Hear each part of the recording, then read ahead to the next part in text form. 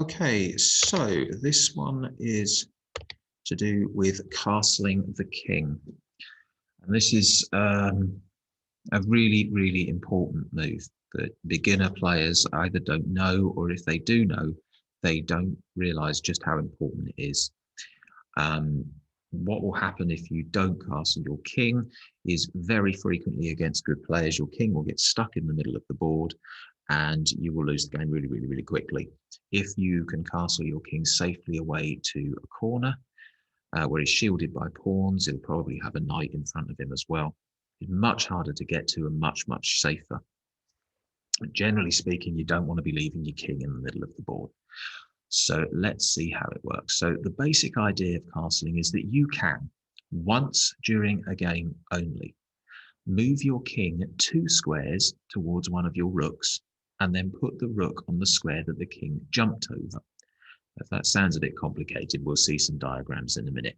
But what it does is 2 things. It moves the king towards a corner, which is where he wants to be during the early and middle parts of the game of chess, because it's dangerous for him to be stuck in the middle. And it also brings your powerful rook towards the center of the board. And there's some exceptions. So neither of the 2 pieces can have moved already. So even if, for example, the white king had for some reason gone to e2 and then gone back to e1, he couldn't castle because he'd have moved already. Obviously, you can't castle into a check because that would be illegal. You cannot castle to escape a check. So when you're in check, you can't castle as a way to get out of it. And you can't castle through a check. We'll explain that with a diagram in a minute. Also, only once per side per game. So if by some miracle your king and rook ended up back on their start squares, you couldn't do it again. Okay, so let's have a look at the position. So lots of different ways to castle here. White can castle by putting his king onto g1, so 2 squares, and the rook onto f1. And obviously there can't be pieces in the way at this point. Everything else, the queen, bishops, and knights must have moved out of the way. So the king to g1, the rook to f1. If you play this on a computer website, by the way, ChessKid or chess.com, whatever, all you have to do is move the king to the correct square. The software will know that the rook has to move. It'll do that part for you. The other way for white to castle is he can castle long or castle queenside. And now he moves his king 2 squares to c1 and the rook on the square that's been jumped, d1. And the black castling here will be the exact mirror image. So the black king possibly to g8, 2 squares to the right, and the rook would go on f8, which is the square that's been jumped. Or if black's castling queenside, the king would go to c8, and the rook goes onto the square that's been jumped, d8. And you could end up with that slightly odd-looking position with too many kings on the board. But the point is that the kings are now much, much safer, tucked away towards the corner of the board and protected by their pawns. Well, he can attack the kings in the corner of the board. We'll learn that as we go on, but it's just much more tricky when the kings are tucked away in the corner. So really good idea to get castled early, almost all the time. So what about the exceptions? Because sometimes it's not legal to castle. So here's a position, and you can see that the kings are very, very dangerously placed in the middle of the board. We really don't want them there. For example, what could you do here? I mean, look at the white king. You imagine a situation at the moment, the queen can't go to e3 because the white queen would take it, but you can imagine if it could, it would be really, really, really dangerous. So we want to get the king safe. So black tries to castle on g8. Well, he can't, because that would be putting the king onto a square attacked by the white bishop. So that would be an illegal move. If he tries to castle to c8, again, an illegal move because the white queen is attacking that square c8. Similarly, if white tries to castle to g1, the black queen can take, so that's no good. And if he tries to go to c1 to castle, the black bishop is taking him. So straight away, you should get the idea that had these 2 kings castled much earlier in the game, they could already be on nice safe squares in the corner. The king could have gone perhaps nudged itself to h1 if it was a white king, or h8 for the black king. So get that king castled. Okay, so rule check, you can never put your king into check. It's an illegal move. Your opponent would tell you it's an illegal move and you'd have to play something else. Quick reminder, if you do play an illegal move, your opponent cannot just take your king. Instead, he has to tell you your move's illegal and you put your pieces back and play something else. But he cannot just take your king and go, my game. All right, so you can't castle in a position where you're in check. So in this position, white would love to castle. Black already has done. But unfortunately for white, the black bishop has just moved to b4 and it's now check. So castling is illegal. Instead, he either has to move his king or block the check or take the bishop. So there's lots of possible moves. He could move the king to f1, which is a bit probably the weakest move. E2, actually e2 is probably even worse. He could put the knight in the way on d2. He could put the knight in the way on c3. They're perfectly good moves. And he could play the pawn to c3 to block the check. All possible moves, but he can't castle.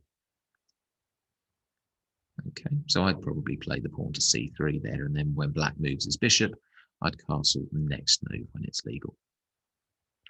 The trickiest exception is probably castling through check. So we'll see some examples. There's 4 possible castling moves in this position, but only one of them is actually a legal castling move.